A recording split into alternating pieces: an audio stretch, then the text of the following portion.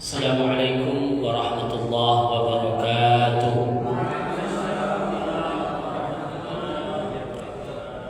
Alhamdulillah,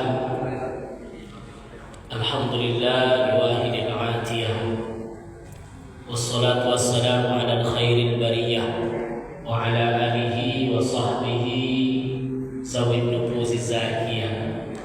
Asyhadu an la ilaha illallah wahdahu la syarika lah wa asyhadu anna Muhammadan abduhu wa rasuluhu la nabiyya ba'dah. Rabbi shrah li sadri wa yassir li amri wahlul 'uqdatam min lisani yafqahu qawli. Allahumma faqihna fid din, Allahumma arzuqna ilman nafi'ah wa rizqan thayyibah wa amalan mutaqabbalan ya Allah ya rabbal alamin.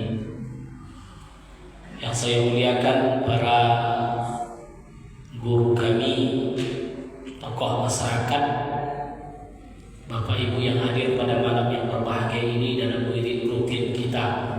Mudah-mudahan kehadiran kita pada malam ini mendapatkan pahala di sisi Allah Subhanahu wa taala. Amin ya rabbal alamin. Maka tak henti-hentinya kita panjatkan rasa syukur yang sedalam-dalamnya kepada Allah Subhanahu wa taala. Wa man yashkur fa innama yashkuru li nafsihi wa man kafara fa innallaha ghaniyyun hamid. Barang siapa yang bersyukur, hakikat syukur itu kembali kepada dirinya. Wa man kafara, siapa yang kufur, maka Allah peringatkan fa innallaha ghaniyyun hamid. Sesungguhnya Allah itu maha kaya, dia tak perlu lagi apa-apa. Hamid, Allah itu sudah maha terpuji, dia tidak butuh sebetulnya pujian dari kita. Maka hakikat syukur itu kitalah yang butuh untuk memuji Allah. Kenapa kita bersyukur memuji Allah? Karena Allah anugerahkan kepada kita nikmatnya. Jadi orang beriman, setiap apapun dalam hidupnya selalu dia sandarkan kepada Allah Subhanahu wa taala. Ketika ibu sehat itu bukan karena obat, tapi karena Allah yang menyehatkan. Ya. Jadi sesuatu itu boleh kita katakan asal kita sandarkan kepada Allah Subhanahu wa taala. Alhamdulillah, karena minum obat ini saya sehat. Berarti sudah kita sandarkan dengan memuji Allah. Kita yakinkan dalam diri kita yang menyehatkan adalah Allah. Obat ini hanya wasilah. Tapi kalau tidak kita ucapkan alhamdulillah, saya sehat nih karena obat ini, sombong kita.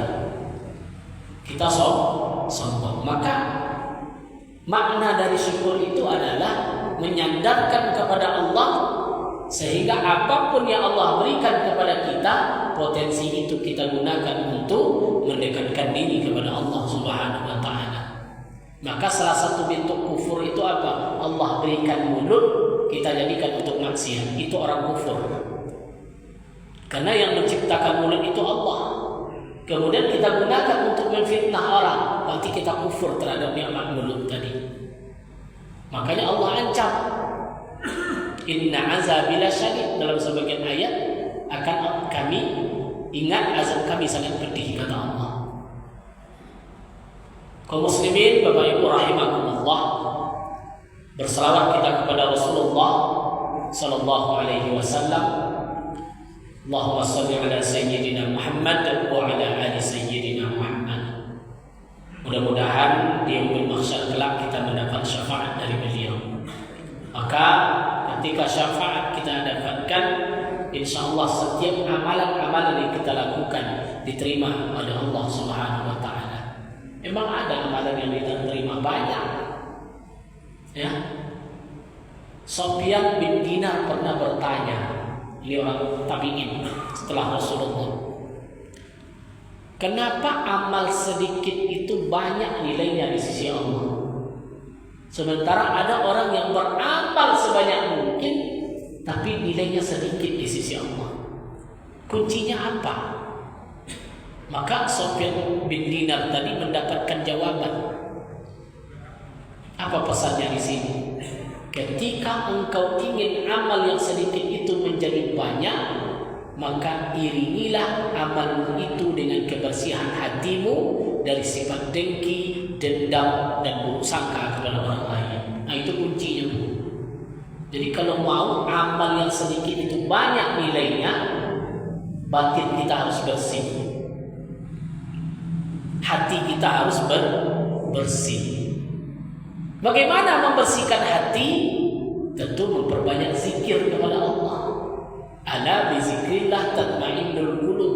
Ingat, dengan zikir kepada Allah dapat membersihkan hati. Jadi amal itu tidak hanya lahir, tapi batinnya juga bagus. Ya, amal itu juga batinnya juga bagus. Maka orang yang mendapatkan manisnya ibadah ketika hatinya bersih dalam beribadah. Nah, di sini kuncinya. Jadi wajar juga lah banyak di akhir zaman ini Rasulullah gambarkan nanti banyak manusia yang hafal, fasih, hafal ya Al-Quran berjuz-juz. Sebagian Nabi mengatakan tapi hanya di lisan, tidak masuk ke hati. Apa penyebabnya itu? Karena setiap amal perbuatan tadi tidak dibarengi dengan kebersihan hati dalam diri kita. Nah, begitu. Nah, itu kunci supaya amal yang sedikit itu banyak di sisi Allah Subhanahu wa Ta'ala. Meskipun yang kita katakan hanya sholat duha, qabliyah, ba'diyah, tapi banyak nilainya di sisi Allah. Kenapa? Hatinya bagus. Hatinya bagus. Baik, kita lanjutkan kajian kita. Tadi diumumkan kajian fikih kan? Nah, kita lanjutkan. Bismillahirrahmanirrahim. Faslun fi salatil Jum'ah. Sekarang kita masuk salat Jumat. Kemarin salat berjamaah, sekarang masuk fasal tentang salat Jumat. Hiya fardu ain. Hukum salat Jumat itu fardu ain. Kalau fardu ain itu tidak ada tawar-menawar, sama dengan sholat 5 waktu. Jadi hukum asal dari sholat Jumat itu adalah fardu ain, wajib. Ijtima' syara'ituha. Kapan dia wajib Jumat tadi Pak? Kalau syarat-syaratnya terpenuhi. Kalau sholat fardu nggak penting, tidak ada syarat. Yang penting muslim balik berakal, wajib sholat 5 waktu sehari semalam, baik laki-laki ataupun perempuan. Tapi kalau sholat Jumat harus ada syaratnya, baru dia wajib. Kalau syarat ini tak terpenuhi, maka sholat tidak wajib. Sholat Jumatnya tidak wajib. Artinya apa? Bisa dilaksanakan sholat zuhur. Wa furidat di Makkah. Rupanya perintah salat Jumat itu diturunkan oleh Allah ketika Nabi di Mekah, berarti sebelum hijrah. Jadi sebelum Nabi hijrah, perintah salat Jumat itu sudah datang. Walam takun biha. Tapi di Mekah belum pernah dilaksanakan. Maka salat Jumat pertama kali dilaksanakan di Madinah. Selama di Mekah belum ada. Kenapa? Lifaqdil balad, karena masih sedikit. Kemudian syiar salat Jumat ketika di Mekah itu belum bisa dilaksanakan.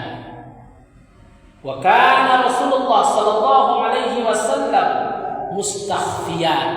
Sementara Nabi banyak di Mekah itu masih mustakhfiyan, itu masih belum disebarkan, Pak. Masih disembunyikan perintah itu. Beramal secara sembunyi karena Mekah enggak kondusif ketika itu. Apalagi menjelang Nabi hijrah. Itu enggak bisa ngumpul, Pak. Patroli orang-orang kafir Quraisy itu. Sahabat yang sholat saja kalau ketemu disiksa, dibunuh. Padahal sholat Jumat sudah datang perintahnya, tapi Nabi belum membuatnya karena syaratnya belum cukup. Nah, di sini Wa awwalu man aqamaha bil Madinah, yang pertama kali yang membuat sholat Jumat di Madinah adalah As'ad bin Zararah, sahabat Nabi. Belum Nabi, karena Nabi belum sampai Madinah. Karena sebagian sahabat sudah berada di Madinah, mereka ngumpul. Dan perintah itu sudah Rasul sampaikan, tapi belum dibuat waktu itu karena harus mengundang orang ramai. Ketika itu wasumiyat Jum'atin, kenapa dinamakan dengan sholat Jumat? Kok sholat Jumat namanya sholat Jumat itu?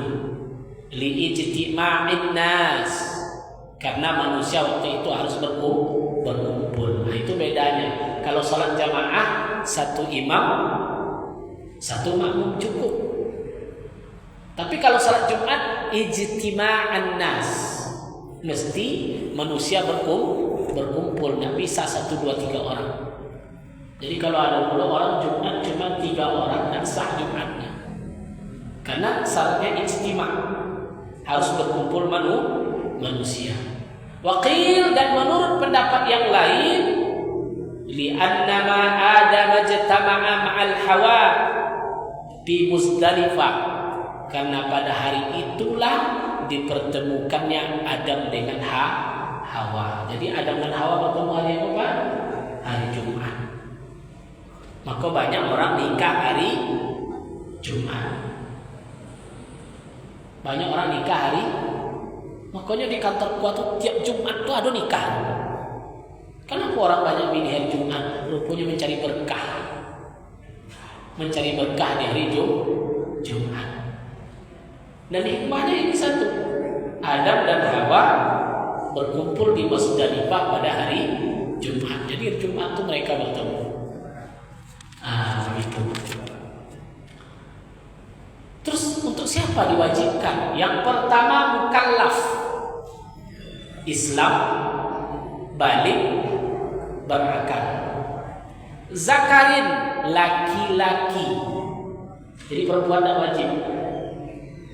Islam, balik, berakal, laki-laki. Hurrin, kalau hurrin ini tidak ada lagi, merdeka.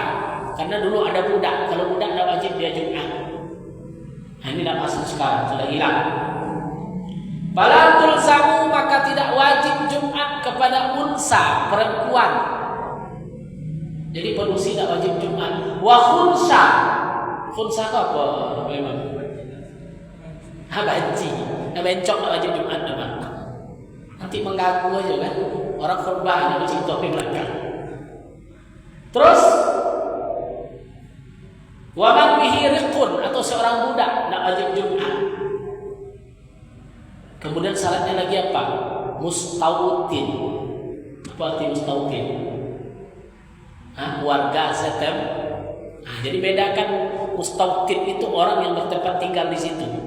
Maka diutamakan Jumat itu Pak, masjid dekat rumah. Asyakir ini jamaahnya mana?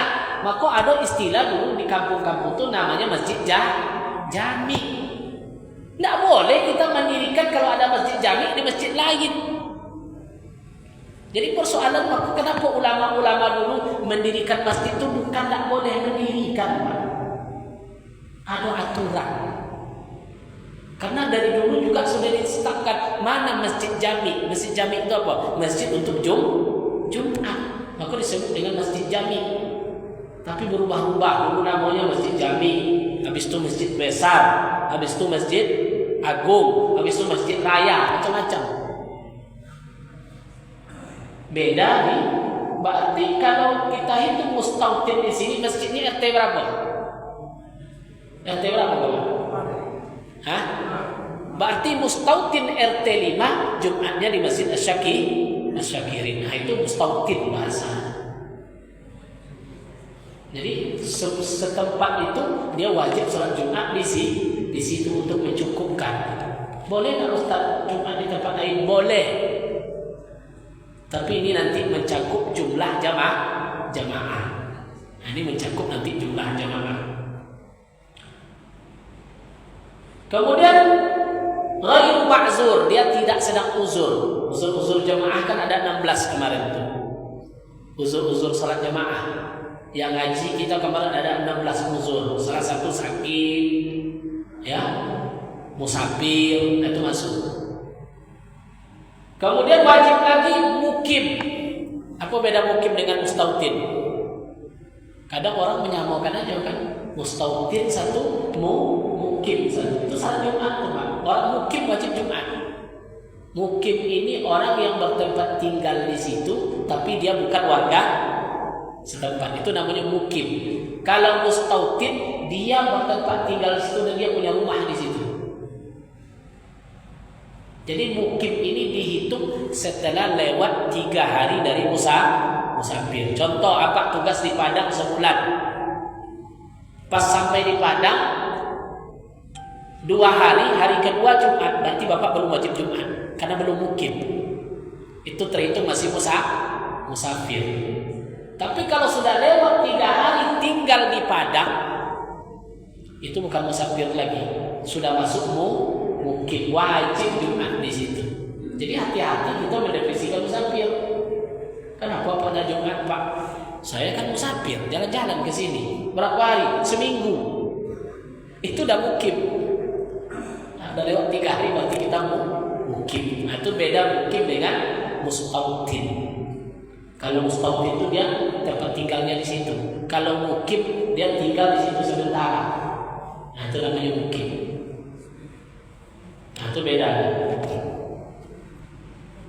Adat itu semuanya wajib Jumat. Lakinna lan tantaqidu, tetapi orang mukim tidak masuk hitungan. Paham Bapak? Nyambung nanti dengan jumlah. Ada syarat-syarat nanti itu. Syarat-syarat Jumat itu salah satu jumlahnya berapa? 40. Nah, 40 orang dia mesti mustautin. Orang mukim tidak dihitung. Jadi mustautinnya 40. Maka kalau sudah mustautin 40, barulah dapat boleh mendirikan masjid. Itu seharusnya. Ini kadang-kadang di sini nggak sampai 40 untuk Jumat. Berdiri lagi masjid di sini. Akhirnya di sini 20, di sini 20. Dua-duanya dalam mazhab Syafi'i tidak masuk kategori Jumat. Karena salah satu syarat Jumat itu 40 dia mustautin. Bukan orang datang yang dihitung, tapi orang yang bertempat tinggal. Nah, sini harus kita pahami. Jadi kami kadang-kadang di SKB 3 Menteri itu Pak, untuk mendirikan masjid, kan muncul efek negatif. Masa buat masjid tidak boleh? Bukan buat masjid tidak boleh. Kadang-kadang masjid itu bertetangga dengan masjid lain. Di sini persoalannya. Mengkritik masalah mik luar, mik dalam. Masa pakai mik saja nggak boleh? Nggak ada aturan. Coba Jumat kita pakai mik luar semuanya. Sholat di sini satu, sholat di Al-Birru satu, sholat Jabal Rahmah satu, sholat di Al-Husna satu. Semuanya mik luar. Itu pas sholat kedengaran tuh Pak, Bismillahirrahmanirrahim. Yang disitulah menyahut pula. Kadang di situ ruku, jamaah yang nggak tahu ruku lah, bukan imamnya di sini. Nah, di sinilah ketertiban sebetulnya dalam menjaga ibadah. Supaya jangan beradu-adu ya Pak. Kan hilang khusyuk nanti. Atau yang di sana sudah komat, yang di sini khatib masih belum selesai. Yang di sana sudah salam, kita baru Allahu Akbar. Apa kata jemaah? Lah mau sholat di sikonya. Hilang khusyuknya kan? Karena kedengaran. Jumat di sana kedengaran. Nah, di sinilah sebetulnya ada pengaturan dalam masalah jamaah bermasyarakat. Ulama dulu sudah dibuatnya aturan-aturan seperti itu. Nah, begitu Bapak Ibu rahimahumullah. Wa syurutul Jum'ah. Nah, ini syarat-syarat.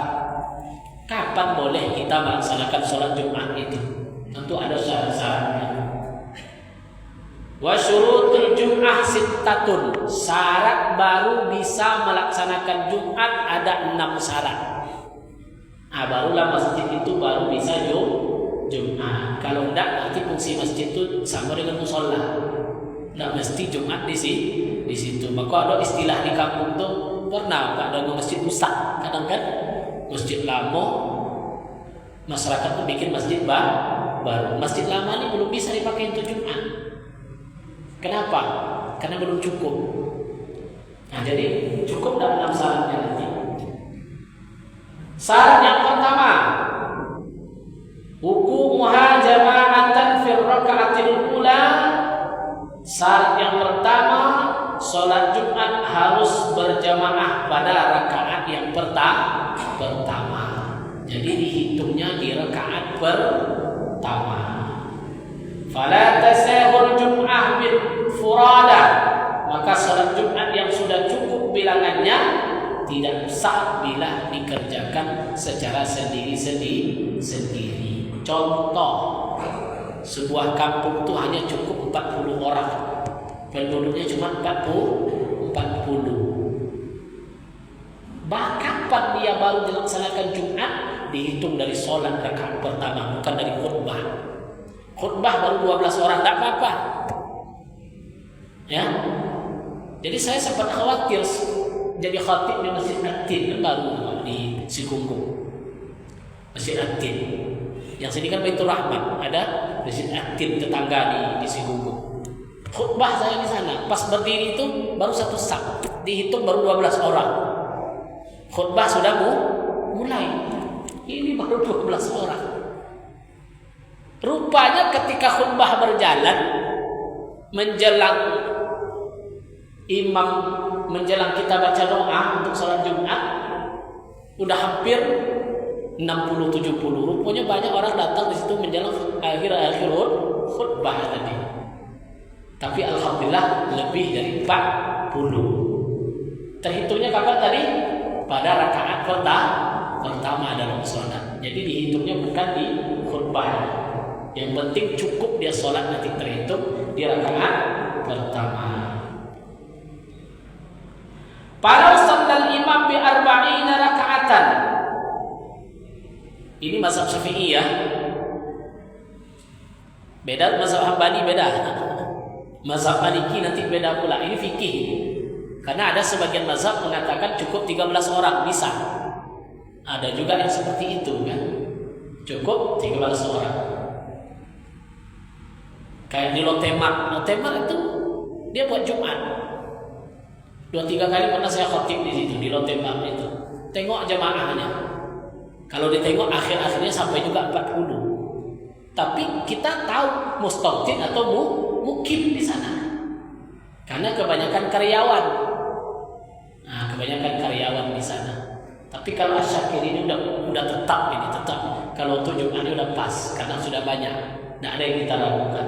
Jadi gimana statusnya Ustaz? Apa? Kalau kita tidak tahu mana yang mukti, mana yang mustahil. Maka kita berhusnuzon aja lagi karena mereka lebih dari 40 itu karyawan. Berarti mereka bermukim di situ. Tinggalnya sekitar situ. Nah, di situ aja lagi berhusnuzonnya di sana. Ya. Karena dibuat juga sebetulnya kalau dalam mazhab Syafi'i kan belum itu. Kalau ditengok-tengok. Ya. Nah, pernah di Garuda Food, perusahaan Garuda Food, saya khatib juga di sana. Pas khutbah baru 5 orang pas kita naik. Karena perusahaan kadang-kadang pas mau kita sholat baru ramai. Baru dia datang. Bahkan hampir 100 orang, banyak merokok di luar, apa segala macam. Jadi tradisi. Tapi untuk menjelang sholat sudah ramai dia. Nah begitu, bukan tidak afdal Jumatnya. Nah ini jadi persoalan, tidak afdal Jumatnya lagi. Nah begitu. Na'am istarata baqa'al adat ila salamil jami'. Memang dalam hukum mazhab Syafi'i 40 mustautin ini mesti sholatnya dari rakaat pertama sampai salam. Tak boleh batal satu.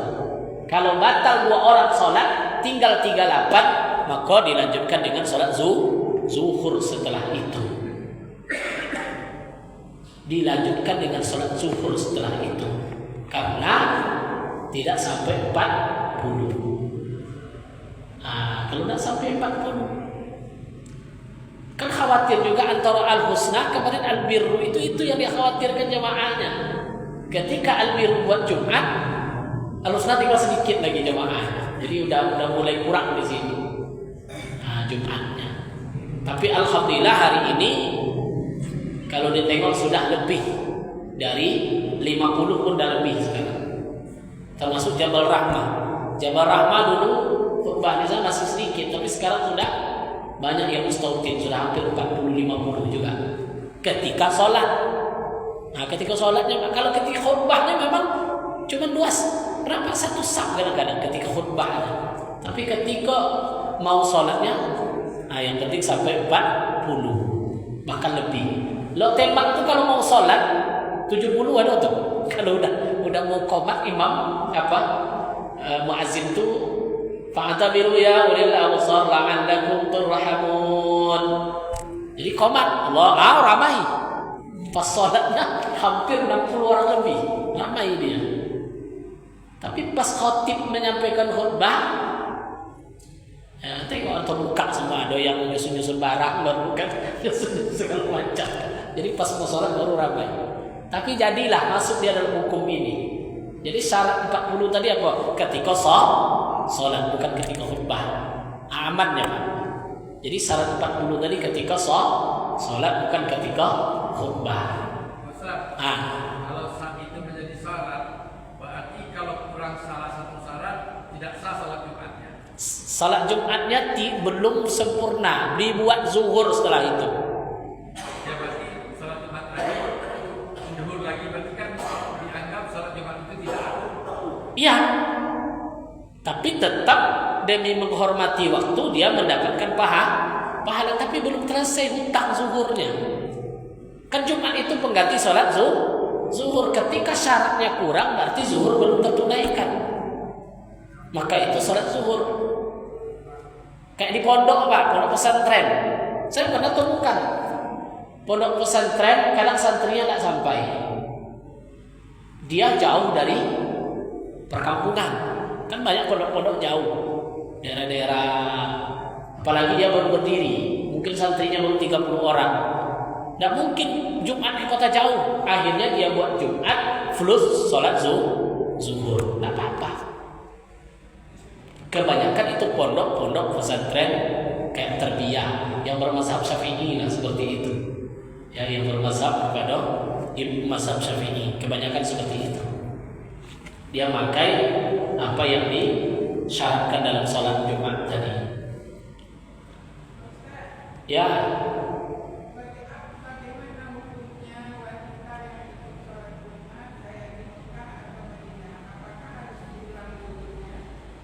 Apa Bu?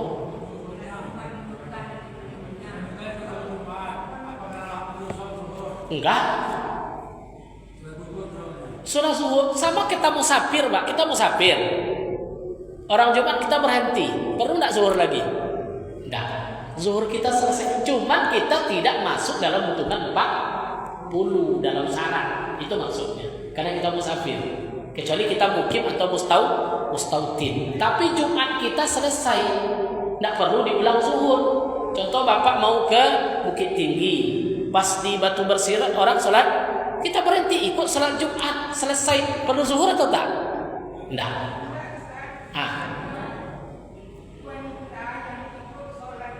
Tidak perlu zuhur. Ya selesai. Di sini pun ibu ikut Jumat tidak perlu zuhur. Cukup. Cukup dia. Paham ya? Tidak perlu diulang. Dia selesai. Tapi perempuan tidak wajib sholat Jumat. Tapi boleh nggak dia Jumat? Boleh. Tak ada masalah. Cuma kan fasilitasnya kalau di kita kan tidak ada. Itu aja masalah. Hijab tidak ada, ini dibuka, itu pun tidak muat kan.